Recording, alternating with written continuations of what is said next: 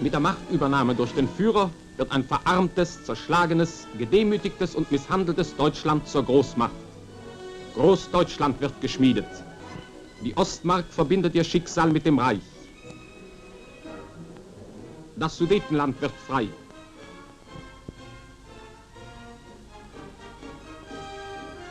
Das Reichsprotektorat Böhmen und Mähren wird geschaffen.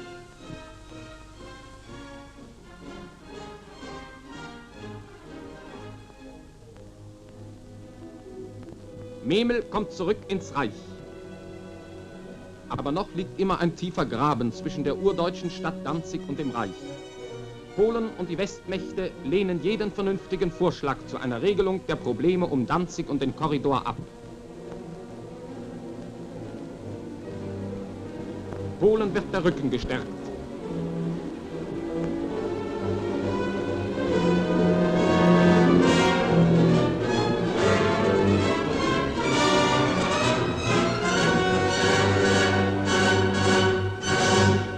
Dann sprechen die Waffen.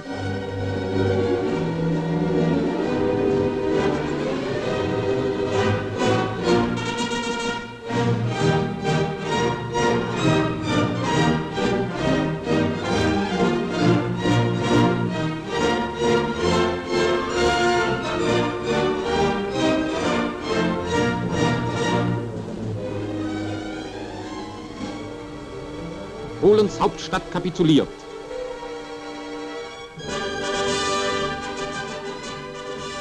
Der große Aufmarsch an der Westfront beginnt.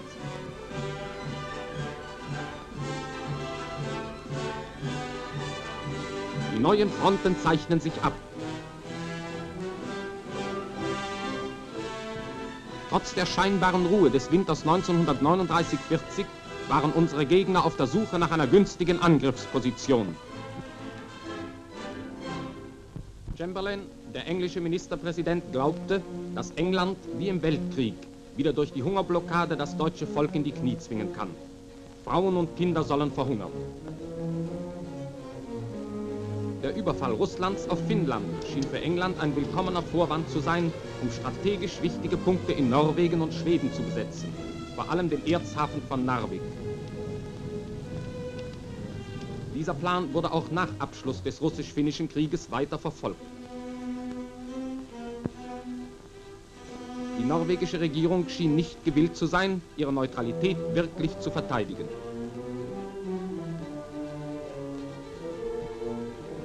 Alle Anzeichen deuteten darauf hin, dass eine Besetzung Norwegens durch England und Frankreich unmittelbar bevorstand. Die Gefahr, dass England in Norwegen und Dänemark Häfen und Flugplätze für den Angriff auf Deutschland besetzt, musste unbedingt verhindert werden. Man muss sich einmal die Folgen einer derartigen Bedrohung der deutschen Flanke vorstellen.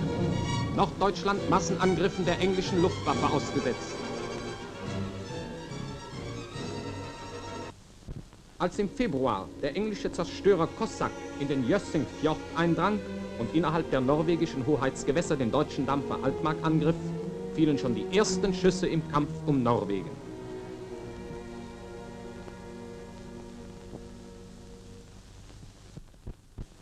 In den ersten Tagen des April beginnen die Alliierten Landungstruppen für Norwegen einzuschiffen.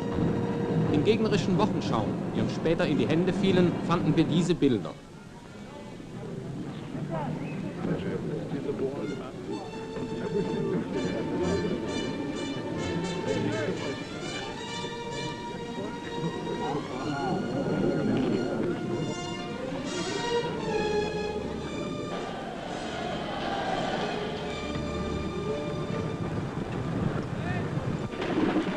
Gleichzeitig legen die Engländer in den norwegischen Hoheitsgewässern Minensperren.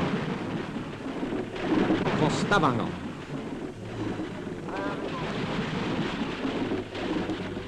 und Bergen und auch im Westfjord, der wichtigen Einfahrt zum Erzhafen Narvik.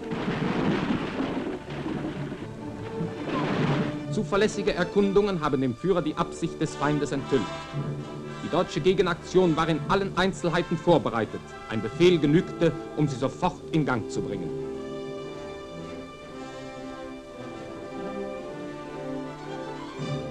Die Führung des ganzen Norwegen-Feldzuges, einschließlich der Besetzung Dänemarks, lag in den Händen des Generals der Infanterie von Falkenhorst.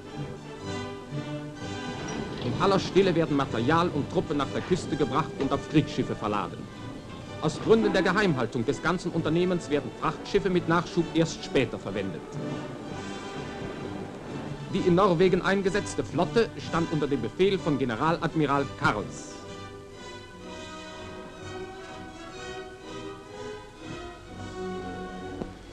Fast die ganze deutsche Kriegsflotte stand für diesen Einsatz bereit.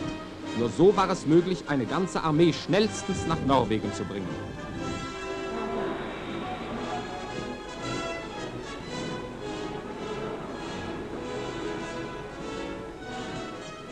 Hier die für Narvik bestimmten Zerstörer. Die Besetzung der wichtigsten Hafenplätze an der langen norwegischen Küste war ein gewagtes, schwieriges Unternehmen. Stellen Sie sich einmal die Entfernungen vor.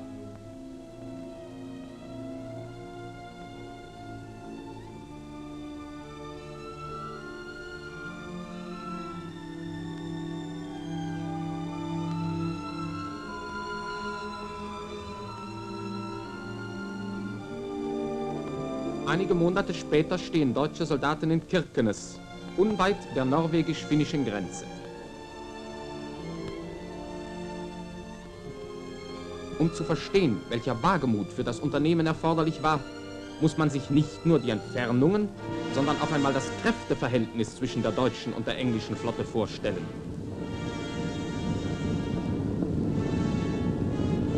Im April 1940 verfügt die englische Flotte über 14 Schlachtschiffe, die deutsche nur über 2. Die Engländer über 15 schwere Kreuzer, die Deutschen über 4. 49 englischen leichten Kreuzern standen 6 Deutsche gegenüber. 193 englische Zerstörer gegen nur 20 deutsche Zerstörer. Darüber hinaus standen Englands Übermacht 9 Flugzeugträger und Flugzeugmutterschiffe zur Verfügung. Auf deutscher Seite war diese Waffe überhaupt nicht vorhanden. Gegen diese gewaltige Übermacht wurde die Aktion nach Norwegen gewagt. Die deutschen Einheiten verlassen ihre Häfen so, dass sie am 9. April gleichzeitig die befohlenen Landungspunkte erreichen. Nur so ist eine Überraschung möglich.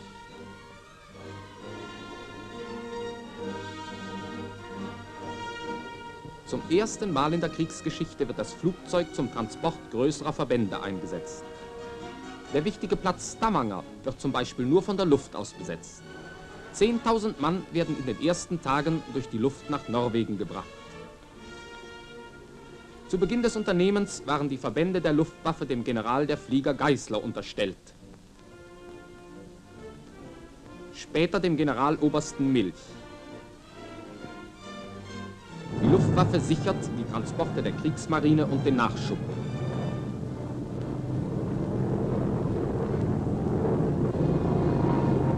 Im weiten Raum des Kampfgebietes überwachen Fernaufklärer die Bewegungen feindlicher Seestreitkräfte.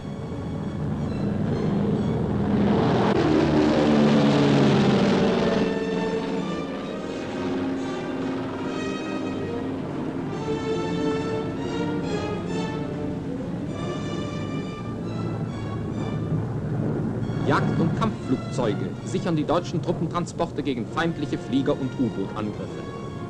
Erstmalig in der Kriegsgeschichte ist die stolze englische Flotte in ihren Aktionen durch diese starke Luftwaffe behindert.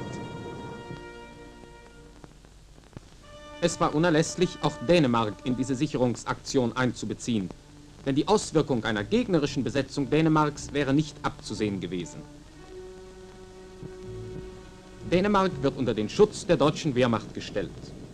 Die Durchführung dieser Operation erfolgt unter dem Befehl des Generals der Flieger Kaupisch. Kopenhagen. In den frühen Morgenstunden wird die Zitadelle von Kopenhagen besetzt.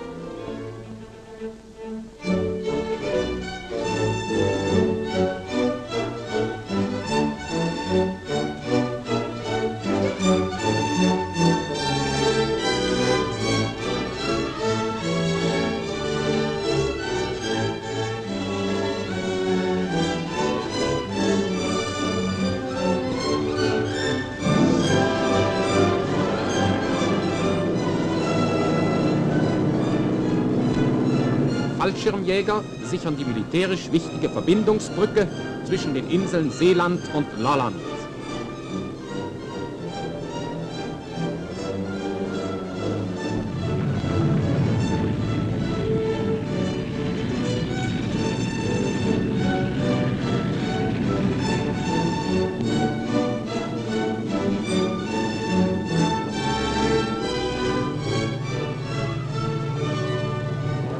Auf Befehl des Königs von Dänemark unterbleibt jeder weitere Widerstand. Dänemark, die entscheidende Etappe nach Norwegen, wird so ohne Kampf und ohne Zerstörung gesichert.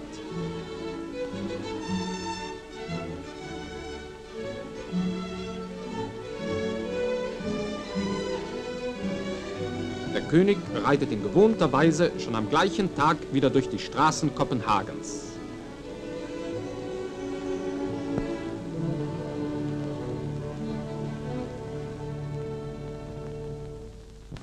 In Norwegen war die Eroberung des Oslofjords das schwerste Unternehmen. Sie erfolgte ebenfalls am 9. April, gleichzeitig mit der Landung in allen anderen Häfen. Der Fjord ist 100 Kilometer lang und stark befestigt.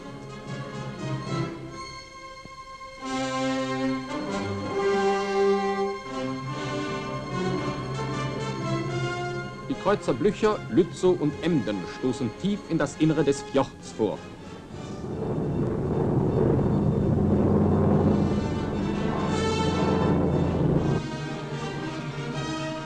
Zwei Räumboote und zwei Torpedoboote werden nach dem wichtigen Kriegshafen Horten abgezweigt. Die Landungstruppen stoßen doch im Morgengrauen auf Widerstand. Ihr entschlossenes, draufgängerisches Vorgehen bringt den wichtigen Platz mit dem Arsenal in deutscher Hand. 70 Mann bringen 1200 Gefangene ein.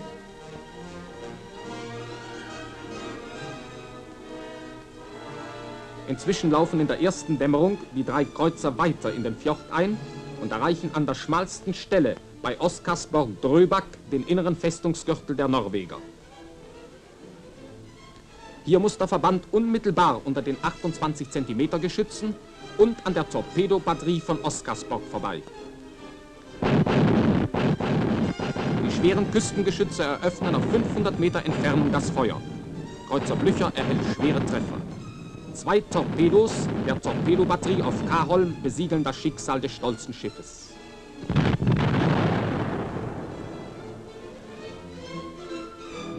Die Kreuzer Emden und Lützow landen ihre Truppentransporte in Son. Dem Vormarsch nach Oslo wird kein wesentlicher Widerstand entgegengesetzt.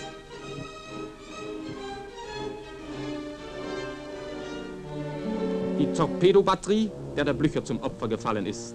Sie ist im Felsen versteckt eingebaut.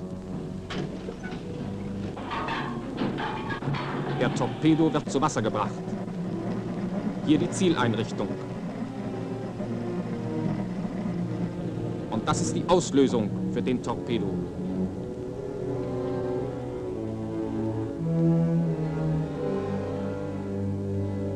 Die Beobachtungsschlitze waren mit einer Gartenhecke sehr gut getarnt. Von See her war Oslo vorerst nicht zu erreichen. Aber schon nähert sich die Lufttransportstaffel der norwegischen Hauptstadt.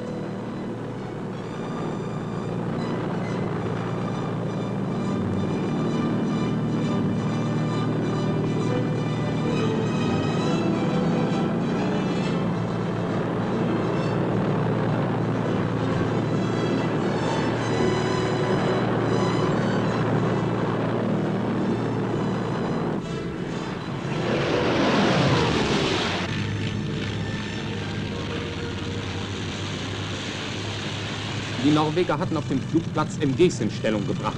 Sie wurden niedergekämpft. Dabei gingen auf dem zu kurzen Flugplatz einige deutsche Maschinen zu Bruch.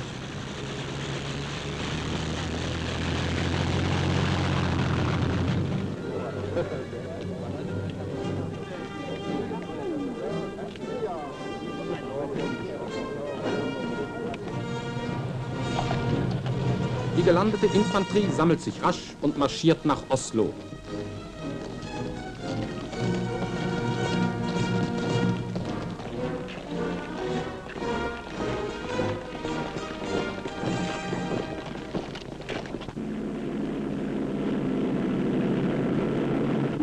Noch ist der Wasserweg durch die Festung Oskarsborg gesperrt. Sie wird am 9. April von Lützow mit schwerer Artillerie beschossen, dann von deutschen Kampfflugzeugen mit Bomben belegt, bis sie den Widerstand aufgibt.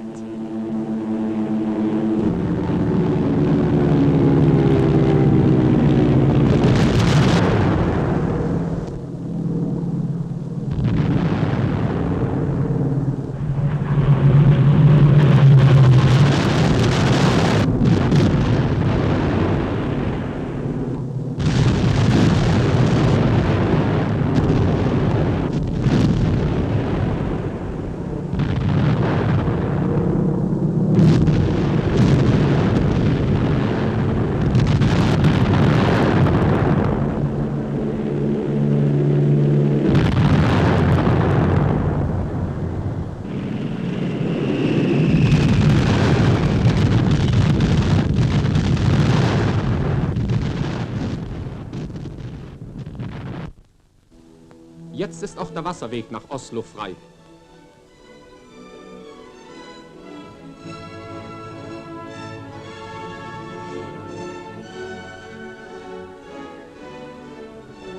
Der Kreuzer Emden hat im Hafen von Oslo festgemacht.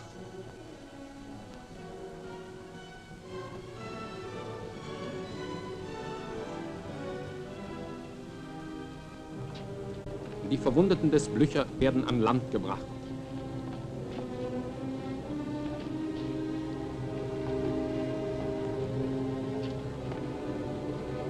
Den Toten wird die letzte Ehre erwiesen.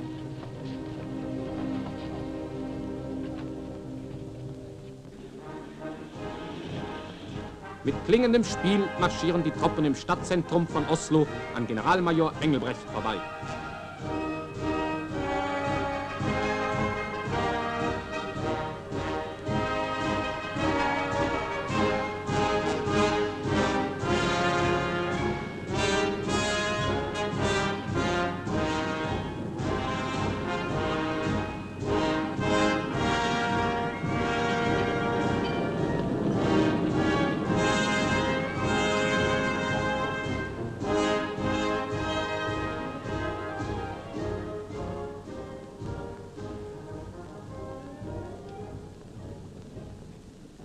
Einen Tag später wird die Bevölkerung durch englische Rundfunkmeldungen in Panik versetzt.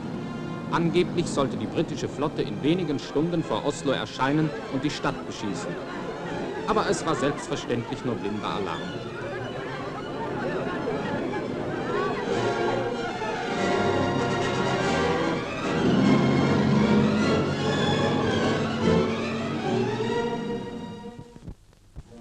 In derselben Stunde, als die deutschen Truppen in den Oslofjord eindringen, wird die Landung in Kristiansand durchgeführt.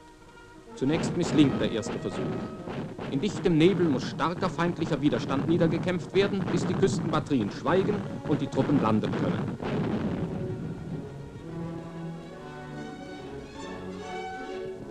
Das ist Kristiansand.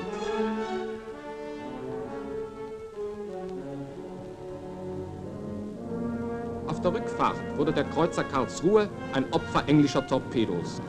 Kreuzer Königsberg mit Kurs auf Bergen.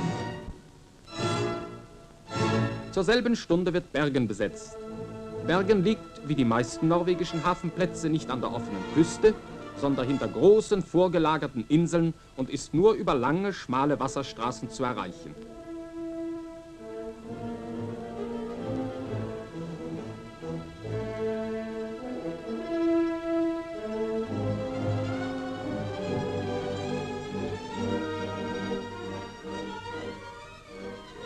Repair-Batterien riegeln die Einfahrt zur Stadt ab.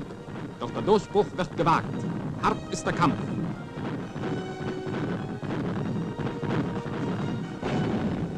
Landungsabteilungen erobern die Batteriestellungen der West- und Nordeinfahrt.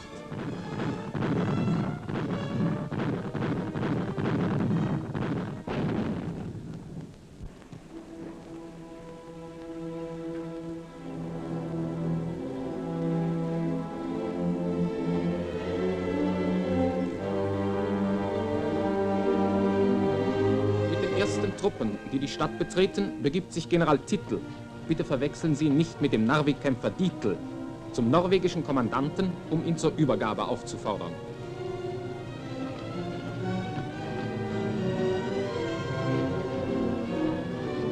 Am folgenden Tag greifen englische Flugzeuge an. Sie versenken den bereits in den Kämpfen beschädigten Kreuzer Königsberg.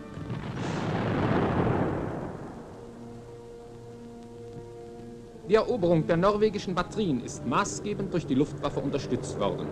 Nun landen die ersten deutschen Flugzeuge im Hafen von Bergen.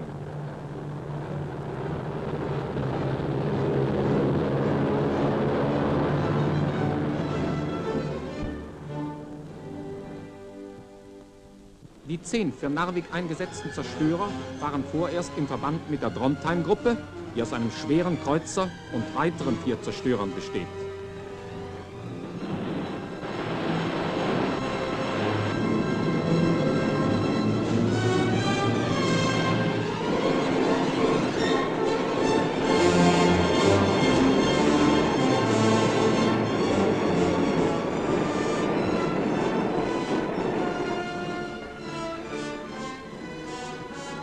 Überdies sind als Geleit die beiden Schlachtschiffe Gneisenau und Scharnhorst beigegeben.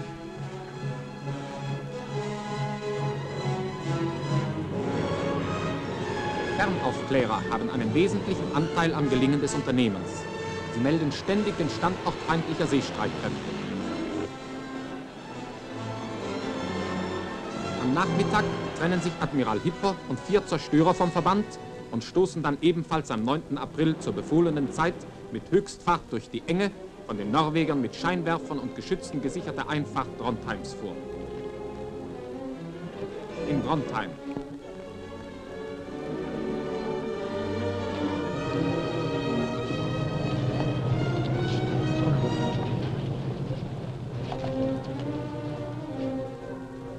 Und die Engländer? Am 8. April, also schon vor der deutschen Landung, waren die britischen Truppen bereits eingeschifft, die Transporte zum Teil ausgelaufen. Aufklärungsflieger meldeten der britischen Admiralität das Auftreten deutscher Seestreitkräfte in der Nordsee. Die britische Admiralität beorderte daraufhin ihre Transportschiffe, auf die sie einen Angriff vermutete, sofort zurück. Englische Kriegsschiffe versuchten, den schnellen deutschen Verband zu stellen. Es war zu spät. Auf dem Wege nach Narvik sind die deutschen Zerstörer in schweren Sturm geraten. Menschen und Boote werden bis zum Alleräußersten beansprucht. Nur die Zähigkeit des Durchhaltens sichert den Erfolg.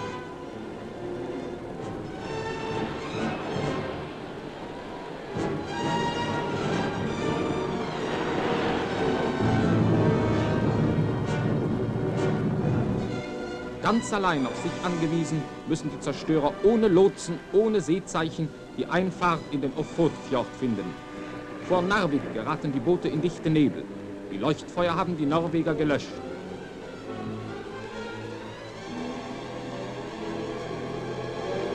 Sturm und schlechte Sicht erleichtern es aber, vom Feind ungesehen den Zielhafen zu erreichen. 2 norwegische Küstenpanzer versuchen, das Einlaufen in den Hafen von Narvik mit Waffengewalt zu verhindern. Beide werden versenkt.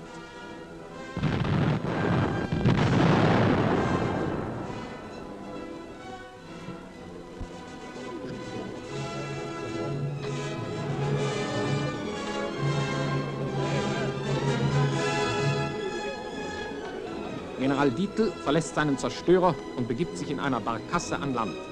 Seiner Verhandlungskunst gelingt es, zweckloses Blutvergießen zu vermeiden.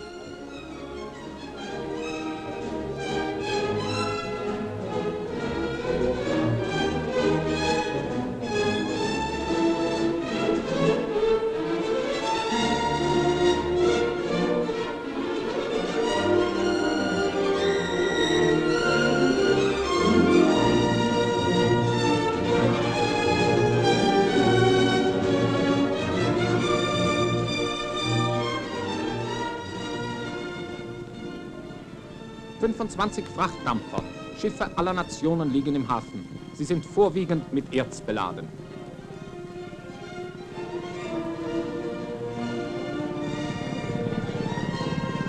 Darunter ist auch ein deutscher Walfänger, der jetzt mit seinen Ölvorräten eine willkommene Hilfe ist. Es war vorgesehen, dass die Zerstörer bereits am gleichen Abend wieder auslaufen sollten. Aber immer wieder musste der Kommodore die Ausfahrt verschieben. Die Ölübernahme bereitete Schwierigkeiten. Nach Narvik beorderte Tanker waren unterwegs durch Feindeinwirkung ausgefallen. Während Truppen Narvik besetzen, sind starke Teile der Gebirgsjäger in Bjerkvik gelandet und haben den norwegischen Truppenübungsplatz Elvegardsmoen genommen. Ihre Aufgabe ist es, den Raum Narvik nach Norden abzuschließen. Am 9. April abends sind alle wichtigen Häfen der norwegischen Küste besetzt. Auch im fernen Narvik ist die Aufgabe planmäßig erfüllt. Die Kriegsmarine hat sich glänzend bewährt.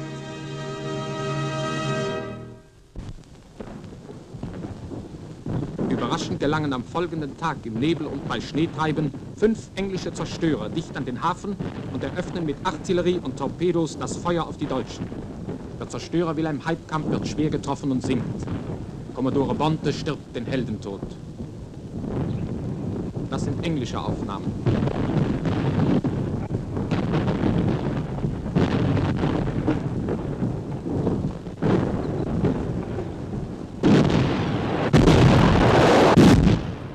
Die Engländer nehmen ihre Schiffbrüchigen auf. Von ihren 5 Zerstörern sind bereits 2 vernichtet. 3 Beschädigten gelingt es zu entkommen.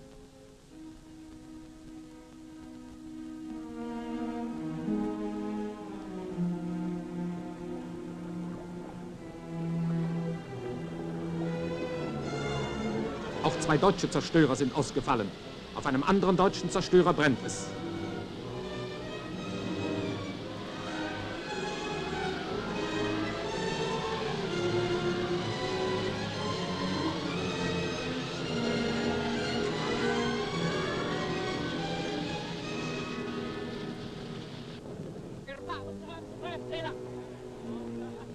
Nach zähen Bemühungen gelingt es, das Feuer zu löschen.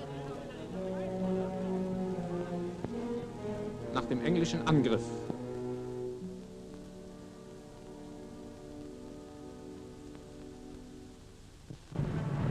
Die Anforderungen, die an die Fernaufklärer gestellt werden, sind groß. Ihre Operationsbasis Trondheim liegt 650 Kilometer von Narvik entfernt. Die erste Hilfe aus der Heimat für Narvik. Ein großes Transportflugzeug bringt Munition und Verpflegung.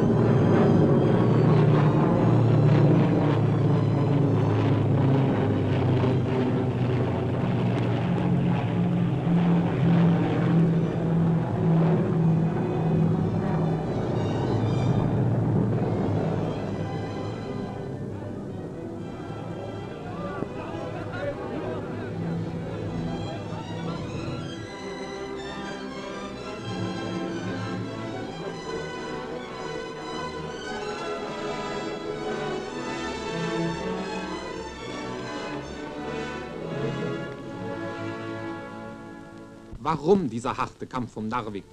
Es geht um Erz. In Schweden liegt der Erzberg von Kiruna.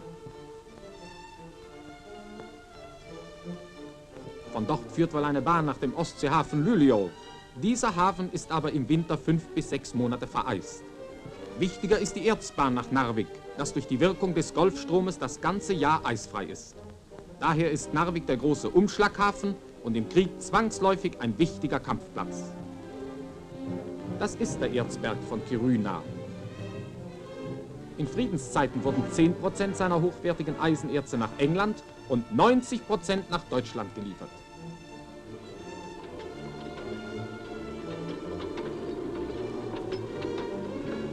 Auf der Erzbahn nach Narvik.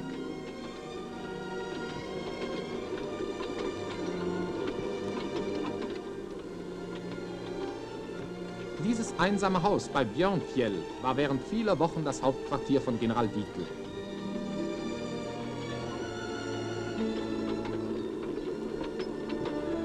Die Erzbahn ist im letzten Teil über dem tief eingeschnittenen Rombackenfjord angelegt.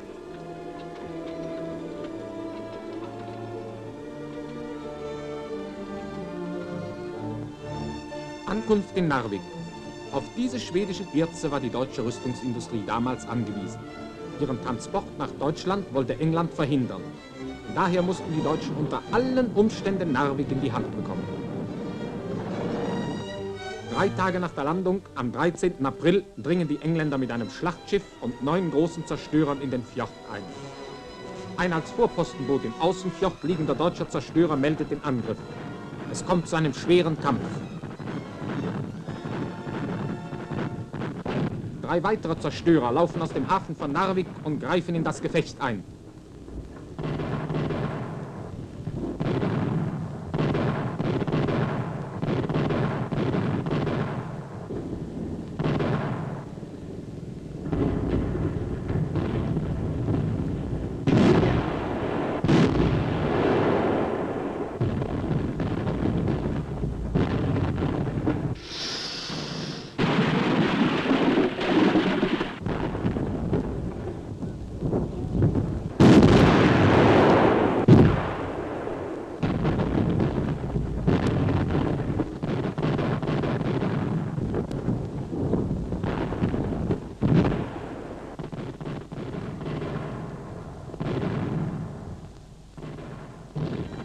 Nachdem die letzten im Kampf stehenden deutschen Zerstörer ihre Munition und Torpedos verschossen haben, nehmen sie Kurs auf den Rombackenfjord. Es gilt, die Schiffe dem Zugriff des Gegners zu entziehen. Die deutschen Besatzungen müssen ihre 4 letzten Zerstörer sprengen und vernichten, nachdem die Mannschaften und ein Teil der Waffen noch geborgen werden konnten.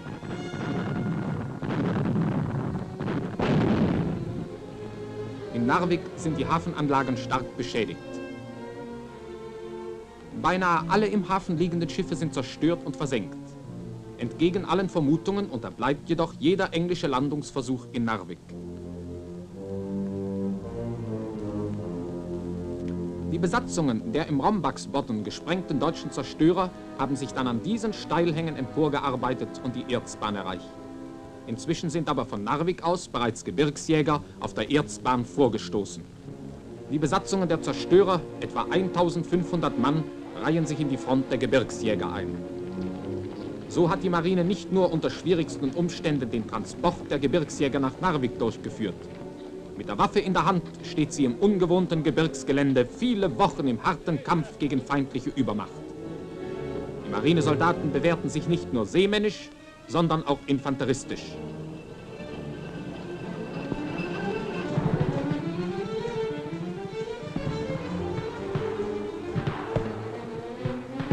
General Dietl auf den Hängen über dem Rombackenfjord.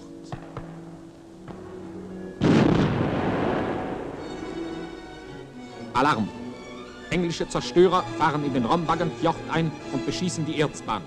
Uns stehen nur Maschinengewehre, keinerlei schwere Waffen zur Verfügung, denn die für Narvik bestimmte Artillerie hat ihren Bestimmungsort nie erreicht.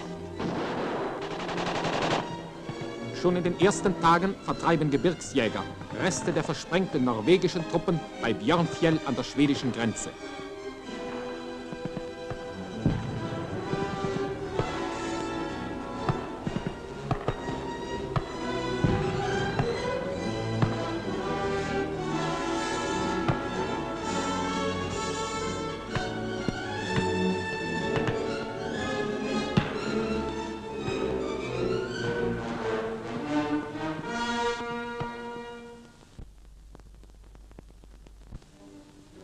In Oslo sind die gelandeten Truppen zunächst zu schwach, um das Hinterland zu besetzen.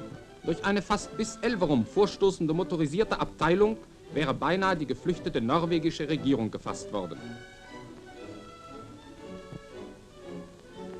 Endgültig beginnt der Vormarsch nach dem Eintreffen weiterer Verstärkung.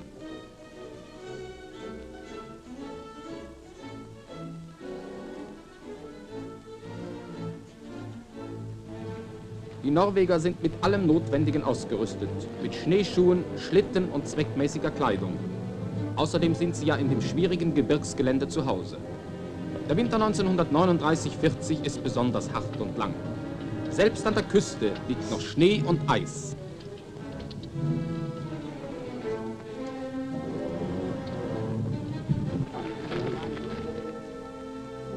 Die ersten Ziele sind die Besetzung Südostnorwegens und Vorstoß auf Hønefoss und Kongsberg. Dann sollen die in Oslo gelandeten Truppen auf Trondheim und auf Bergen vorstoßen.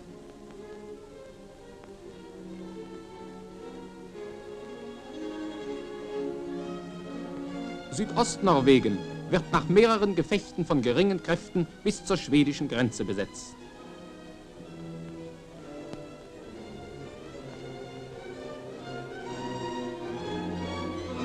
Die deutsche Spitze bleibt am Feind.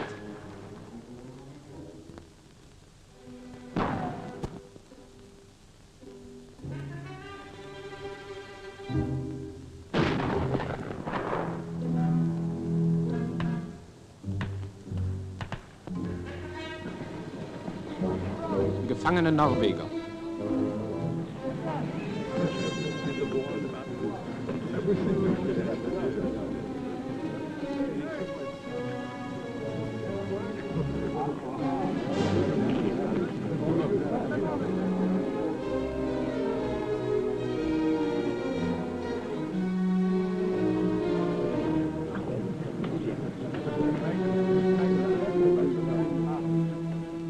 Die Waffen werden sichergestellt.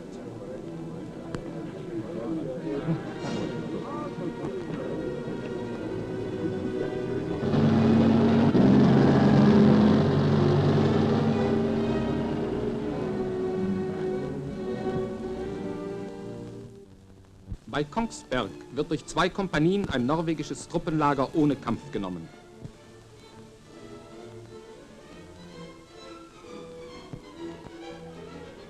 In 2-tägigem Gebirgskampf wird Hønefoss erreicht. Die Besetzung von Südostnorwegen und die Vorstöße auf Kongsberg und Hønefoss zerschlagen die 1. norwegische Division. Gleichzeitig wird auch in der Marschrichtung Trondheim das Südende des Mjøsensees erreicht.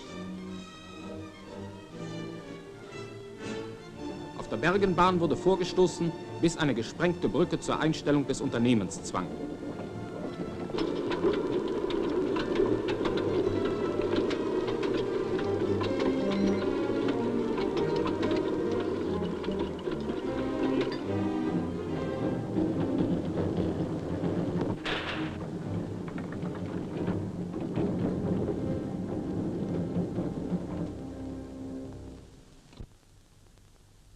Trondheim.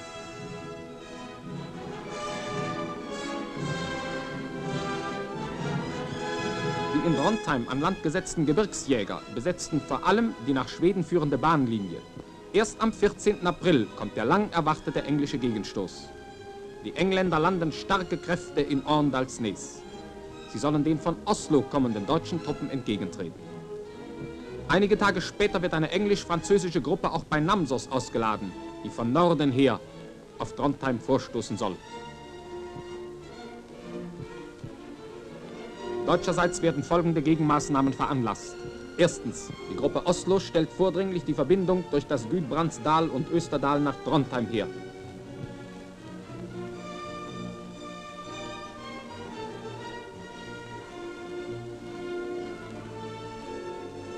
Zweitens, die Luftwaffe stört weitgehend die Ausschiffung der Engländer bei Arendalsnes und Namsos.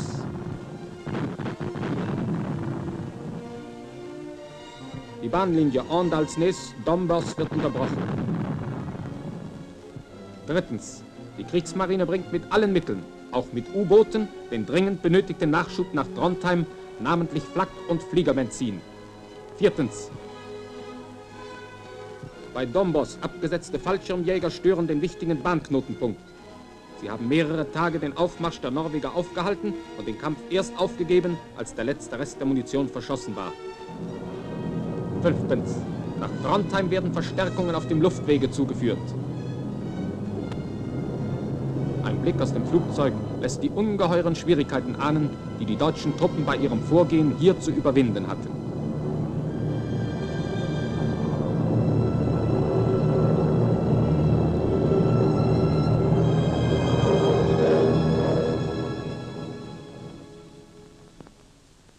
Das Rückgrat des weiteren Vormarsches der Gruppe Oslo nach Trondheim ist die Reichsstraße 50, die am Mjösensee entlang über Lillehammer durch das Gudbrandsdal nach Dombås führt.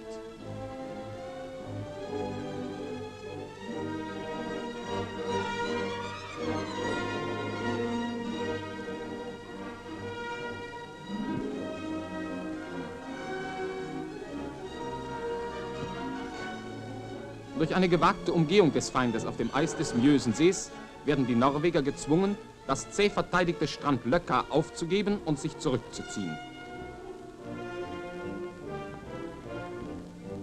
Einen Tag später ist Hamar genommen.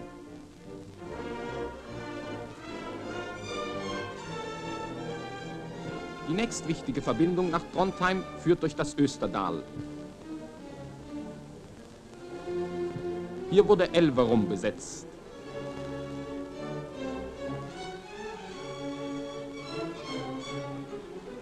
Auch die Kolonnen links vom Mjösensee gingen vor und erreichen nach mehrfachen Gefechten Gjøvik.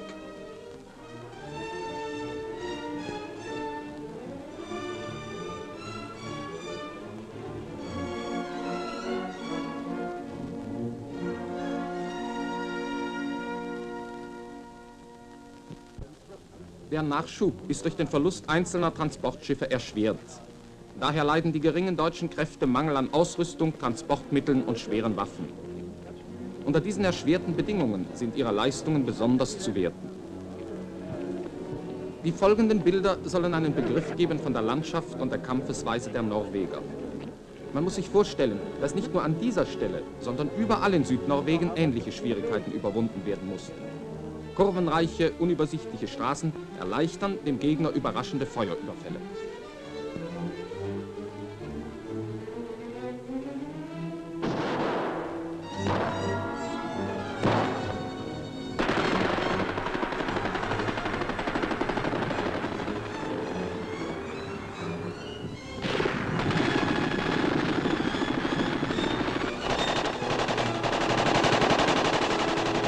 Baumsperren sind ein häufig angewandtes Mittel der Norweger, um den Vormarsch aufzuhalten.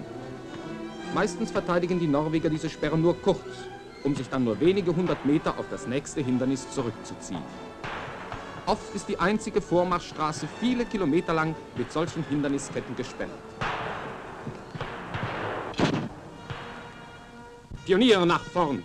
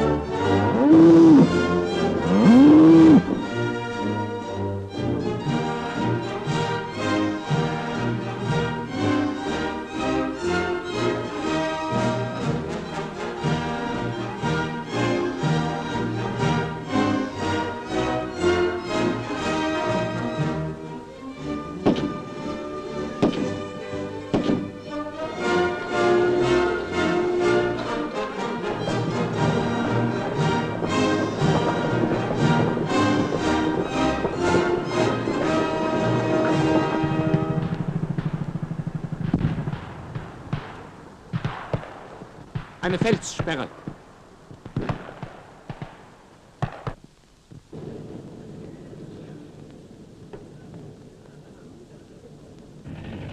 Einige Panzer, die hier ausnahmsweise zur Verfügung stehen, nehmen die Verfolgung auf.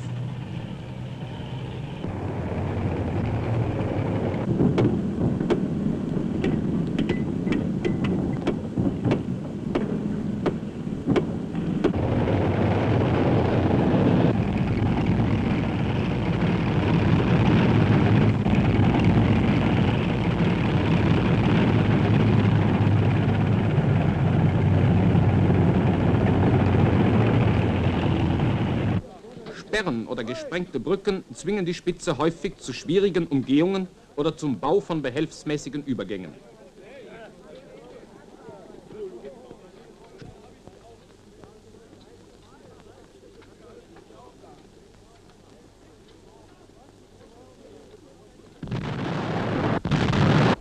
wieder ist vor den Augen der anrückenden Truppe eine Brücke gesprengt worden. Der vereiste Bach ermöglicht aber der Infanterie sofort nachzustoßen. Beim Verlassen der Straße behindert die Soldaten tiefer Schnee.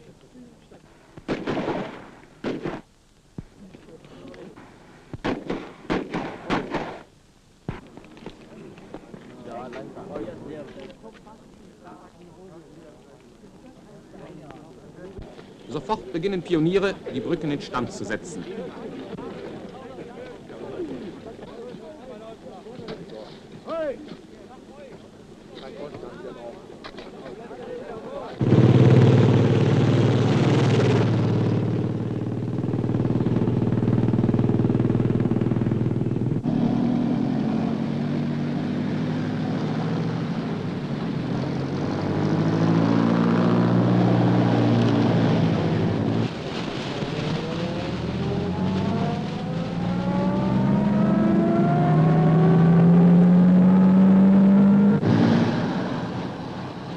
Die großen Brücken wurden vom Feind gesprengt.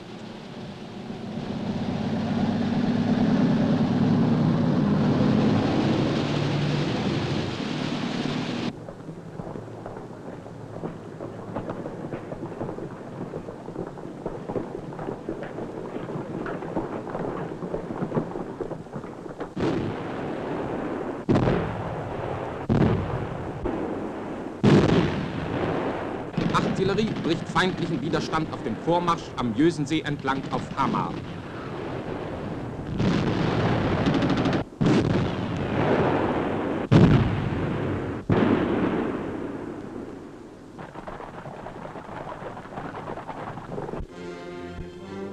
Unermüdlich sind deutsche Minensuchboote, Räumboote und U-Bootjäger bei ihrer gefahrvollen Aufgabe, die verminten Gewässer für die Transportflotte zu säubern.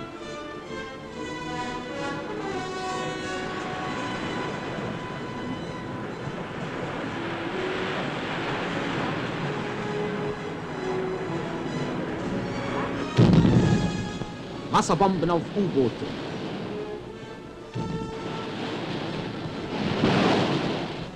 Dank der aufreibenden Arbeit unserer Sicherungsverbände der Marine und der Luftwaffe ist nun der Nachschub nach Norwegen gewährleistet.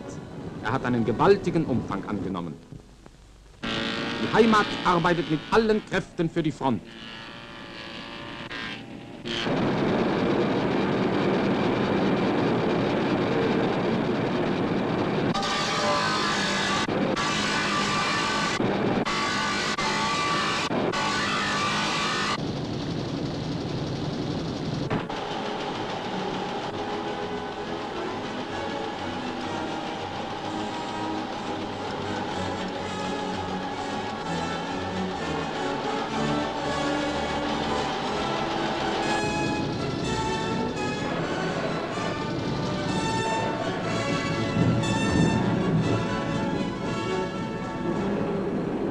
Für den Nachschub wird der größte Teil der verfügbaren Handelsflotte eingesetzt. Die in der Heimat geschmiedeten Waffen, Munition und Verpflegung treffen laufend in Norwegen ein.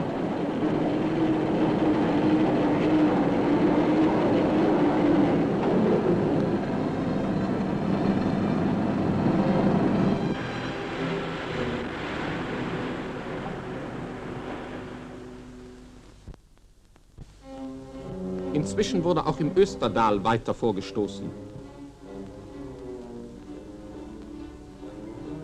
Und an der Vormarschstraße 50 um den Lundehögda schwer gekämpft. Der Feind wird geworfen. In der Frühe des nächsten Tages Lillehammer überfallartig genommen.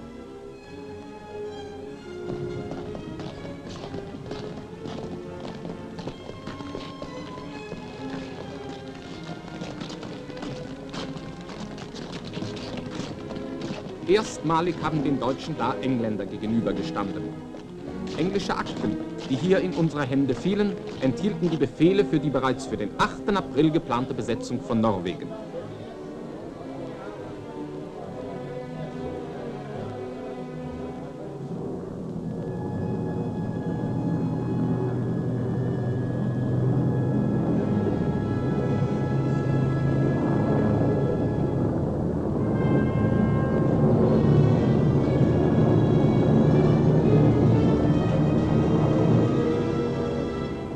Der weitere Vormarsch führt durch das tief eingeschnittene Gudbrandsdal.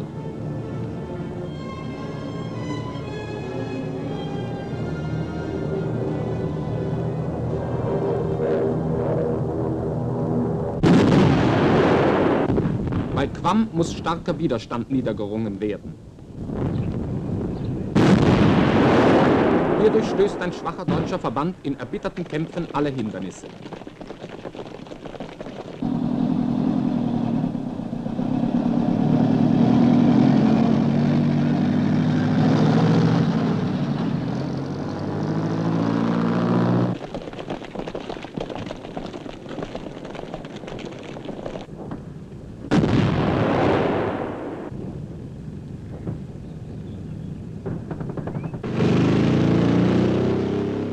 Der Divisionskommandeur Generalleutnant Pellengar.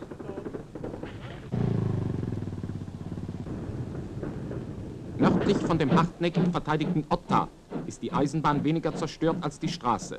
Sofort wird sie für den Vormarsch ausgenützt.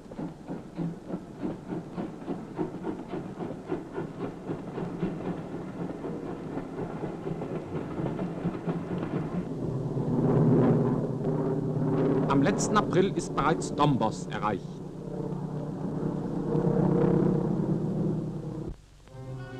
Die Entwicklung des Vorstoßes auf Trondheim durch das Gudbrandsdal und durch das Österdal in der 3. Woche des Feldzuges.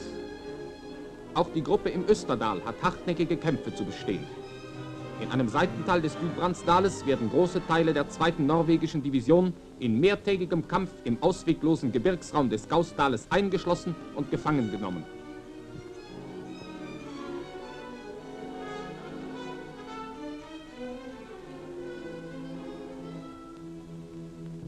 Die Trondheim-Gruppe unter Generalmajor Wojtasch hatte indessen in Gefechten mit englischen Truppen die Enge von Steinkjer besetzt.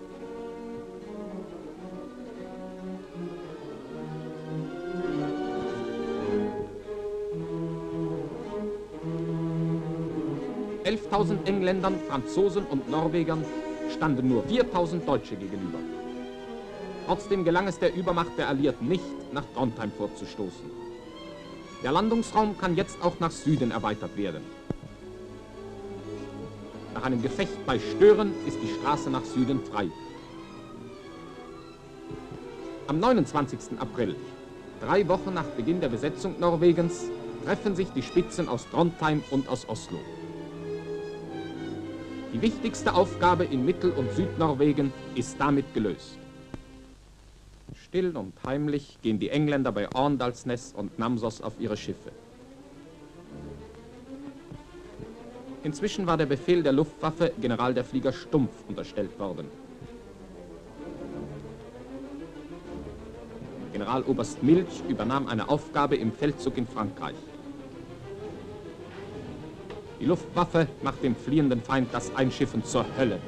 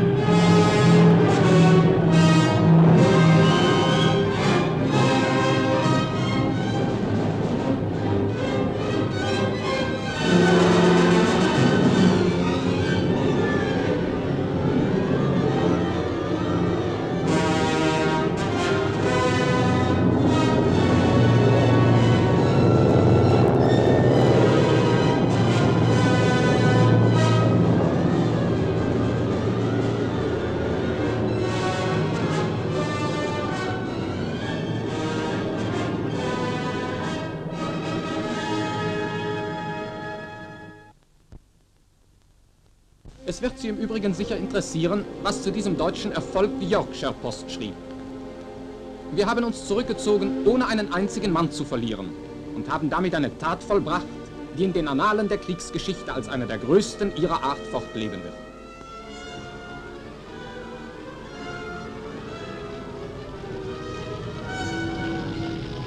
Wie sah dieser Rückzug aber wirklich aus? Am 3. Mai zersprengt die deutsche Luftwaffe bei Namsos englische Seestreitkräfte. Der Einsatz der deutschen Luftwaffe durch Bombenabwürfe auf Kriegsschiffe während des Feldzuges in Norwegen ist ein Wendepunkt in der ganzen Seekriegsgeschichte. Das Küstenvorfeld wird durch die Luftwaffe um viele 100 Kilometer erweitert. Die überlegene englische Flotte gelangt nur zögernd zum Einsatz.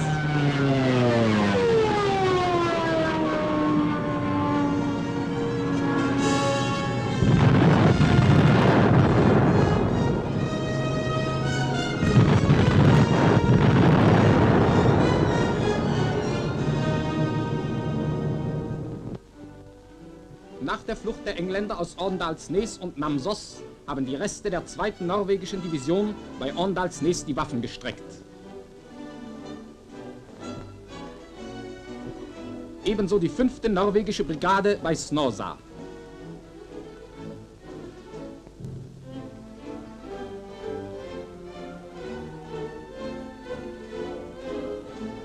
Schon nach wenigen Wochen, noch bevor in Narvik die Entscheidung fiel, wurden die norwegischen Gefangenen entlassen.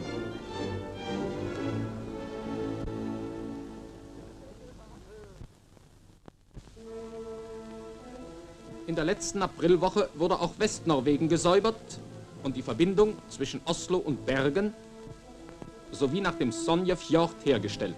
General Engelbrecht dreht nach Erreichen von Gjøvik zum Sonjefjord ab. Der Vormarsch erfolgt auf mehreren Straßen. Bei Bergen leisten die Norweger besonders zähen Widerstand. Im weiteren Verlauf geht eine Kolonne auch über Gol vor.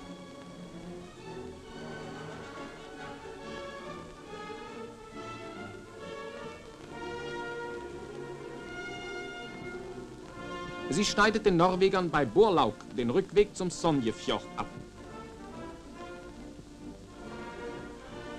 Da das Hochgebirge ein Ausweichen nach Norden ausschließt, muss die 4. norwegische Brigade mit 3000 Mann die Waffen strecken.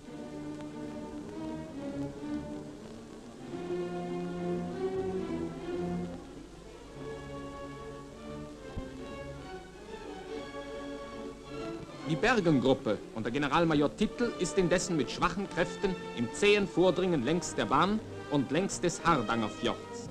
Zum Teil von der Marine tief in die Fjorde herangebracht, nehmen die eingesetzten Heerestruppen in schwierigen Gebirgsmärschen, unterstützt von der Luftwaffe, Voss im Kampf.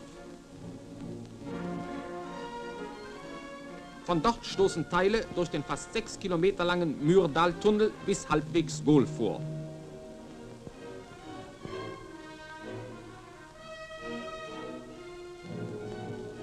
Jetzt treffen sich am 1. Mai Soldaten der Bergen-Gruppe mit Soldaten der Oslo-Gruppe. Am gleichen Tage wird auch der Sonjefjord erreicht.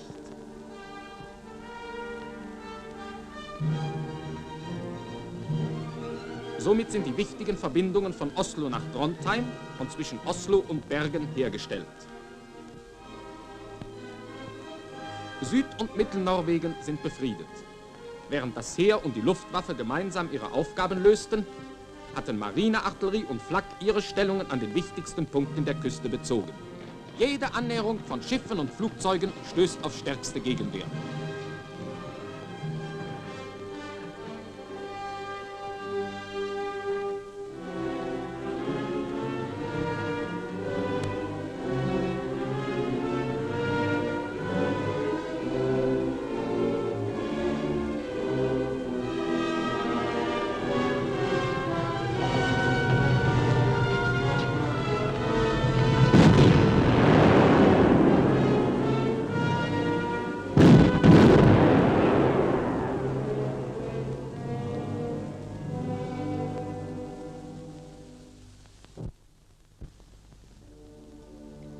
Wirtschaftlich bedeutet der militärische Erfolg Deutschlands einen erheblichen Ausfall an Rohstoffen für England.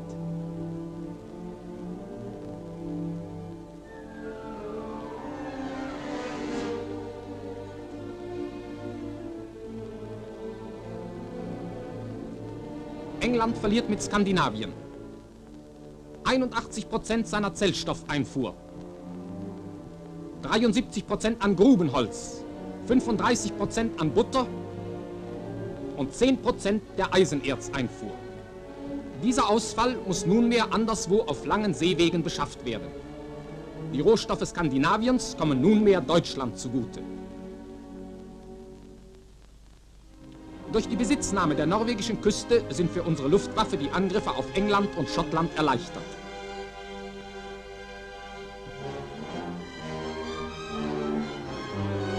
Bedeutende Absprunghäfen wurden errichtet, vor allem zur Überwachung der englischen Flottenbewegungen.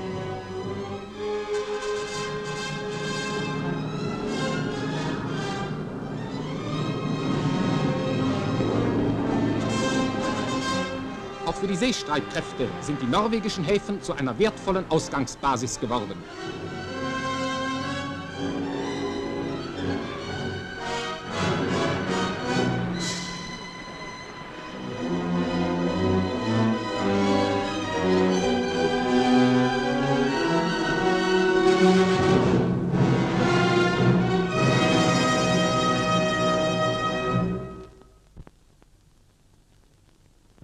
Narvik.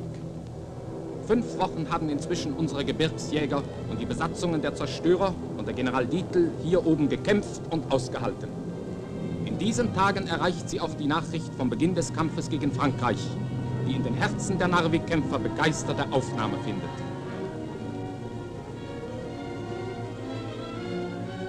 Nach der Landung in Narvik wurde die Küste gesichert. Die Erzbahn wurde bis zur schwedischen Grenze besetzt.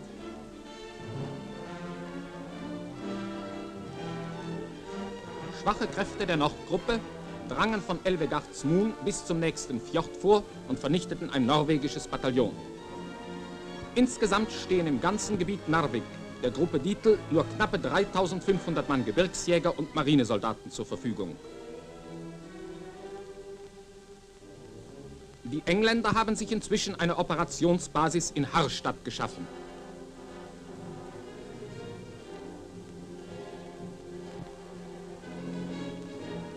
Ständig beschießen ihre Zerstörer Narvik und die Erzbahn. Als es ihnen gelingt, die Fähre über den Rombackenfjord zu vernichten, ist die unmittelbare Verbindung der Nordgruppe mit Narvik unterbrochen. Der Nachschub für die Nordgruppe muss nun auf beschwerlichem Gebirgsweg von Björnfjell herangebracht werden.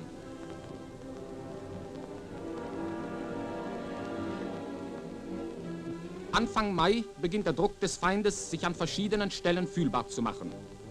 Bei Elvenes durch norwegische Kräfte, im Gratangenfjord durch Landung französischer Alpenjäger und südwestlich von Narvik durch Landung von Engländern und Polen. Verstärkungen springen an der Erzbahn bei Björnfjell ab, denn Flugplätze gibt es im Felsengelände um Narvik überhaupt nicht.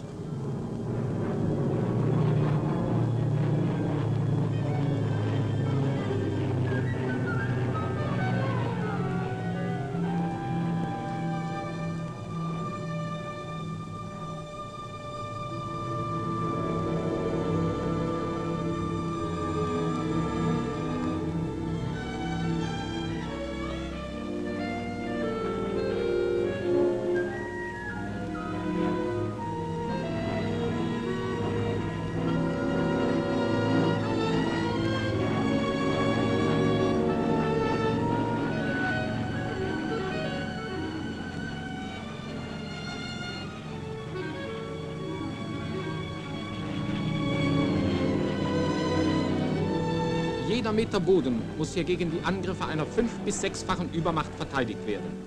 Es gibt keine Wege, es gibt keine Unterkünfte. Der Kampf der deutschen Soldaten in diesen kahlen, tief verschneiten Gebirgshöhen ist unendlich hart.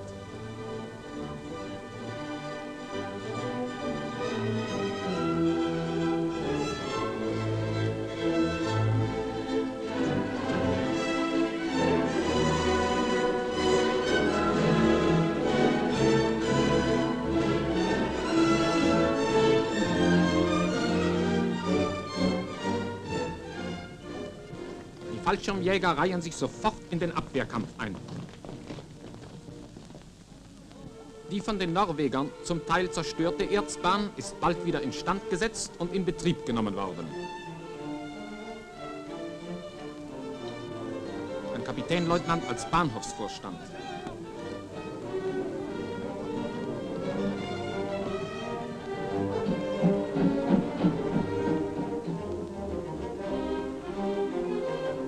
In dieser wilden Landschaft ist die Bergung der Verwundeten besonders schwierig.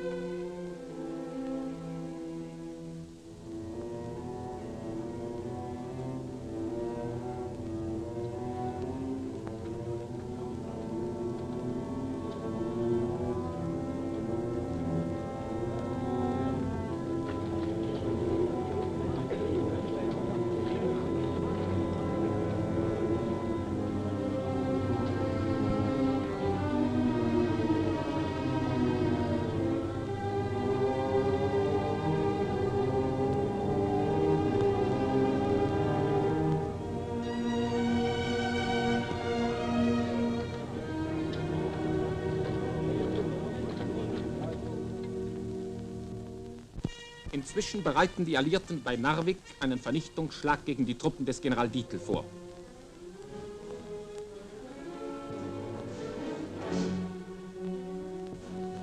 Sie haben sich entschlossen, bei Bjerkvik zu landen und die Nordgruppe in Flanke und Rücken anzugreifen. Am 13. Mai erscheinen 14 Kriegsschiffe und Transporter mit französischen Alpenjägern vor Bjerkvik. Filmaufnahmen der Franzosen geben uns ein klares Bild vom Verlauf des Unternehmens.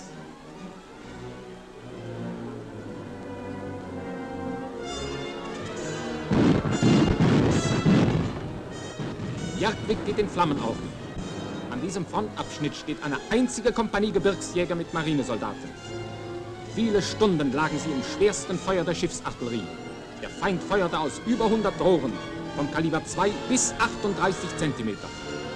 Der überlegenen Feuerkraft haben hier die Deutschen nichts, aber auch gar nichts entgegenzustellen als Gewehre und einige Maschinengewehre. Landungsboote des Gegners.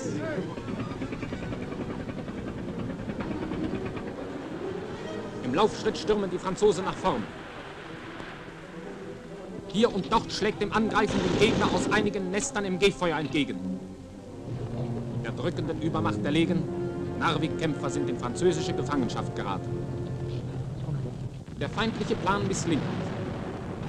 Rechtzeitig entzieht sich die Nordgruppe unter der Führung des Obersten Windisch der Umklammerung und bezieht eine verkürzte Verteidigungsstellung.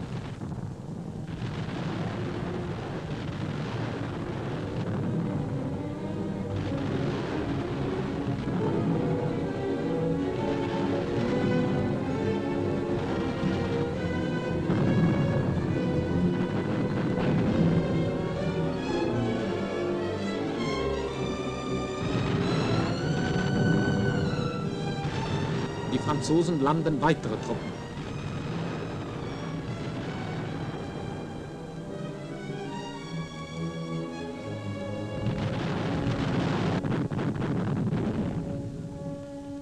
Die Lage der kleinen deutschen Streitmacht wird von Tag zu Tag bedrohlicher.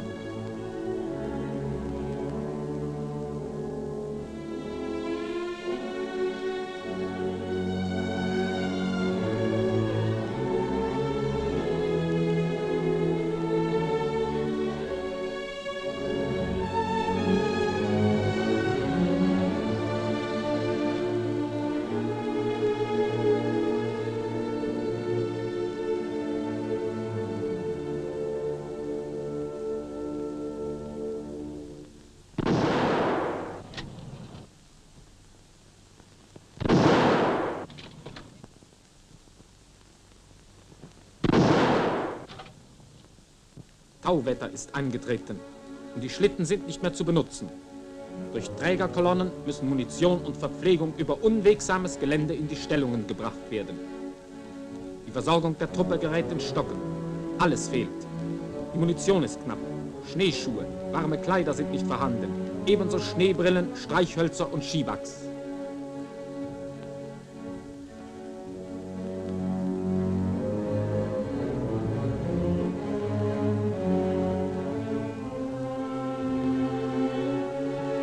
Ablösung eines vorgeschobenen Postens.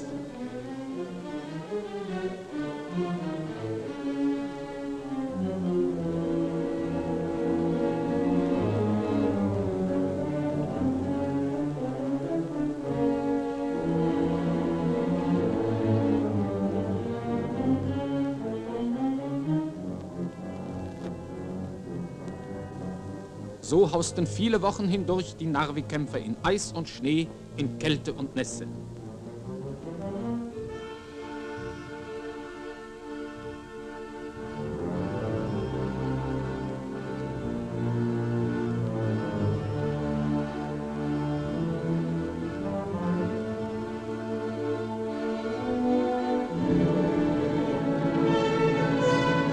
General Dietl kommt. Er steht seinen Soldaten in nichts nach. Er ist ein Vorbild.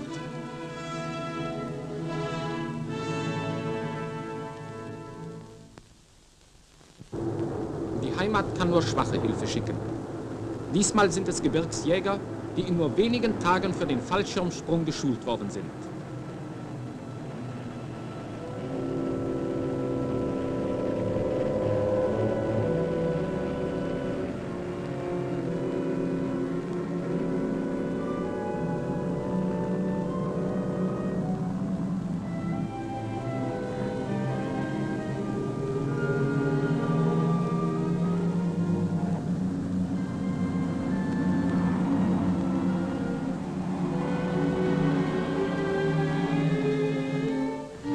Als am 28. Mai unmittelbar bei Narvik französische Alpenjäger und Norweger landen, muss die Stadt nach heldenhaftem Widerstand aufgegeben werden. Der Rückzug erfolgte an der Erzbahn und am Beisfjord entlang.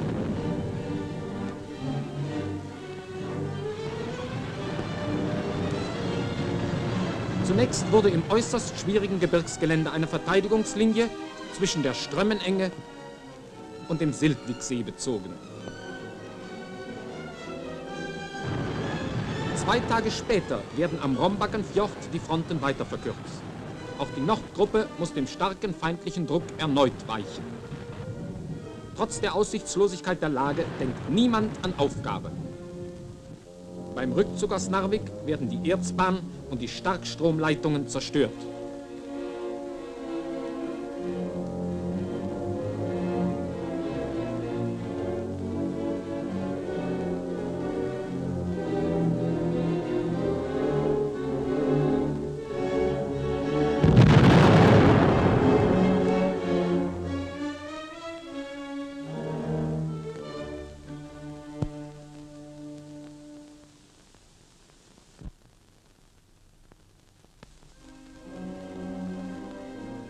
Unmittelbar nach der Flucht der Engländer aus Namsos treten zur Entlastung der Gruppe Dietl neu herangebrachte Kräfte den Marsch nach Norden an.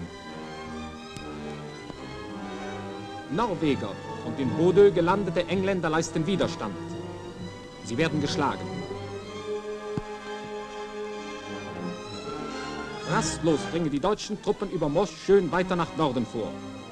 Die einzige Straße ist von der Schneeschmelze aufgeweicht und kaum passierbar.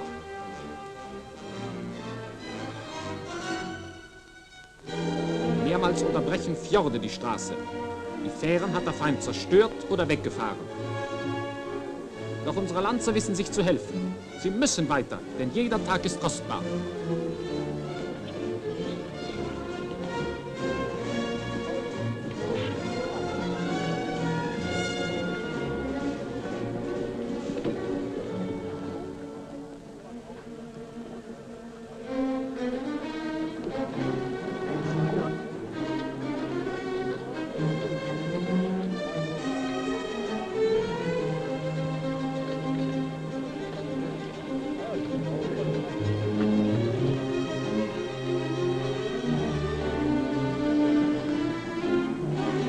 Während die Vorausabteilung bereits über die Berge klettert, wird hier mit Hilfe eines Lastwagens eine Fähre improvisiert.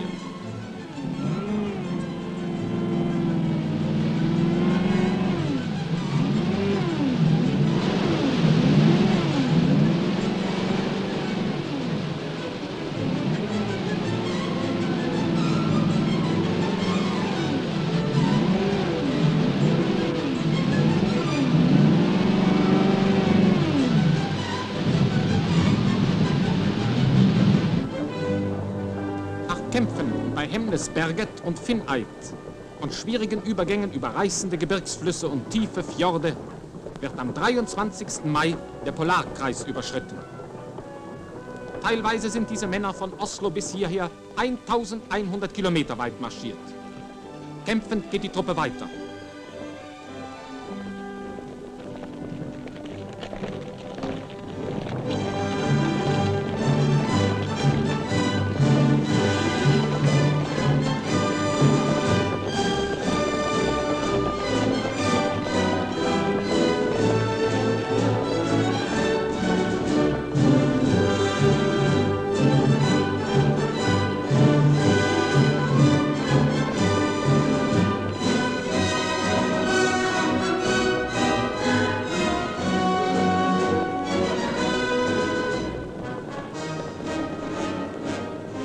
General Feuerstein, der Führer dieses Unternehmens.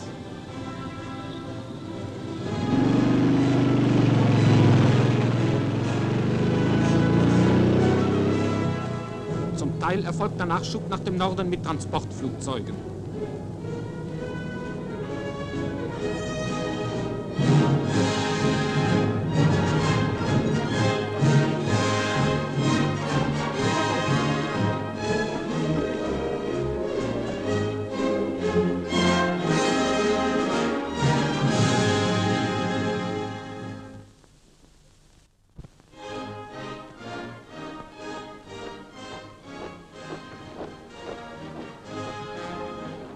Um den Einsatz der Luftwaffe auf Narvik zu erleichtern, wird unweit des Polarkreises vom Arbeitsdienst in aufreibender Tag- und Nachtarbeit ein Flugplatz gebaut. 30.000 Bäume werden gefällt und mit Bohlen wird eine feste Startbahn hergerichtet. So kann die Luftwaffe nun auch mit Stukas den bedrängten Narvik-Kämpfern Hilfe bringen und sie zum Ausharren ermutigen.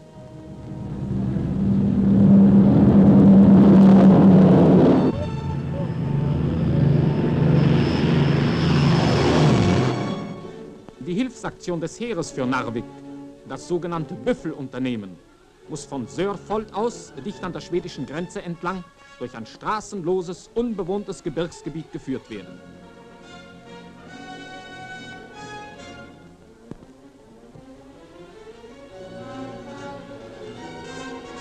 Zwischen Sörfold und Narvik sollen 4 Lager eingerichtet werden. Verpflegungs- und Munitionsnachschub können ausschließlich durch Fallschirmabwurf erfolgen. Ungeheuer sind die Schwierigkeiten, die das Gelände bereitet.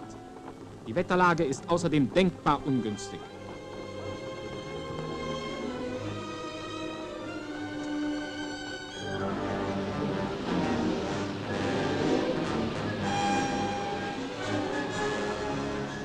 Ohne Weg und ohne Steg geht es quer durch das Gebirge, durch Landschaften, die zum Teil bisher keines Menschen Fuß betrat.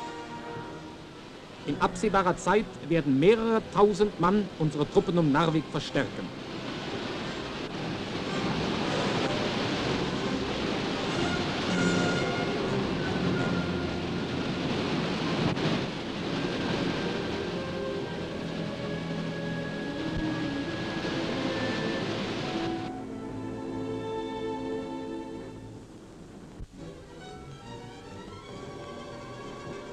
Am 9. Juni erreicht das vorderste Bataillon Lager 2. Die Spitze steht schon kurz vor Narvik. Die Lage der Narvik-Kämpfer war indessen immer ernster geworden. Der Ring schließt sich enger und enger. Noch halten die Gebirgsjäger und Marinesoldaten aus. Da stellen die Alliierten ganz plötzlich ihre Angriffe gegen die Gruppe Dietl ein und räumen sogar am 8. Juni auch die Stadt Narvik. Warum? Die Niederlage von Dünkirchen, der Einsatz starker Stuka-Verbände um Narvik sowie die baldige Auswirkung des Büffelunternehmens zwangen den Feind, den besetzten Raum zu verlassen. Am zähen Widerstand des kleinen Häufchens Gebirgsjäger und Matrosen zerbrachen seine großen Anstrengungen und Hoffnungen. Auf der Rückfahrt nach England stoßen die Engländer unerwartet auf einen deutschen Flottenverband, der auch die Entlastung Narviks herbeiführen sollte. Es kommt zum Angriff.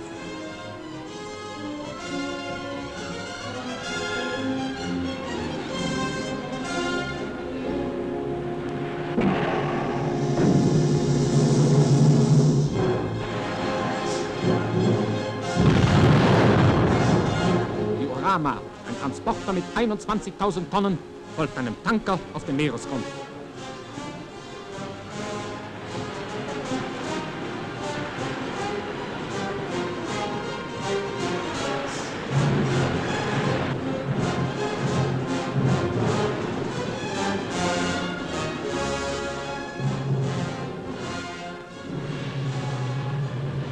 Endlich kommt auch der lang gesuchte Flugzeugträger in Sicht. Die Glorious mit 22.500 Tonnen.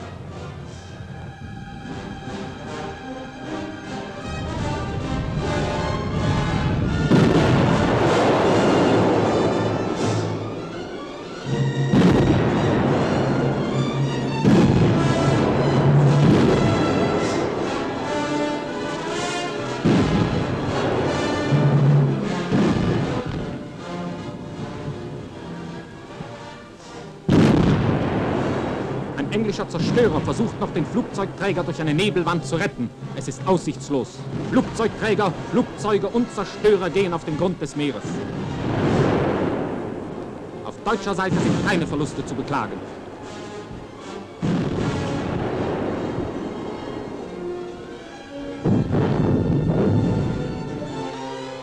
Die Norweger sehen ein, dass jeder weitere Widerstand zwecklos ist und setzen am 10. Juni im Hotel Britannia in Trondheim die Unterschrift unter die Kapitulationsurkunde. Der Kampf gegen England in Norwegen ist entschieden. Der Führer selbst hat die Leistungen unserer Wehrmacht mit folgenden Worten anerkannt. Dieser Schlag war das kühnste Unternehmen der deutschen Kriegsgeschichte. Seine erfolgreiche Durchführung wurde nur möglich dank der Führung und Haltung aller der daran beteiligten deutschen Soldaten. Was unsere drei Waffen, das Heer, die Marine und die Luftstreitkräfte, in diesem Kampf um Norwegen leisteten, sichert ihnen die Bewertung eines allerhöchsten Soldatentums.